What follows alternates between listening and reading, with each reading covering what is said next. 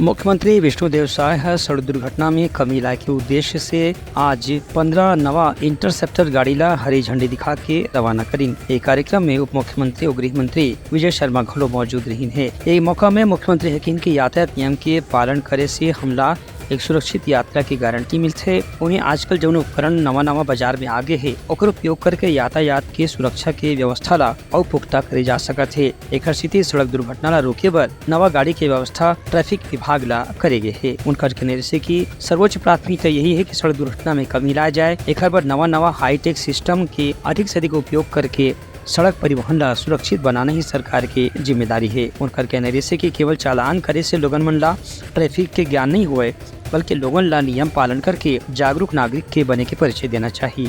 मुख्यमंत्री अपील करें कि लोगन मन यातायात के नियम के पालन करें, अपन जिम्मेदारी निभाएं और दूसरा ला भी नियम के पालन करे बर कहें। ओवर स्पीड, शराब पी के गाड़ी चलाना या बिना बेल्ट पहने गाड़ी चलाना एक से दुर्घटना की खतरा हमेशा बने रहते। उनकर कहना रही से कि जो भी नियम के उल्लंघन करी ओकर खिलाफ कड़ा से कड़ा कानूनी कार्रवाई भी करे जाही।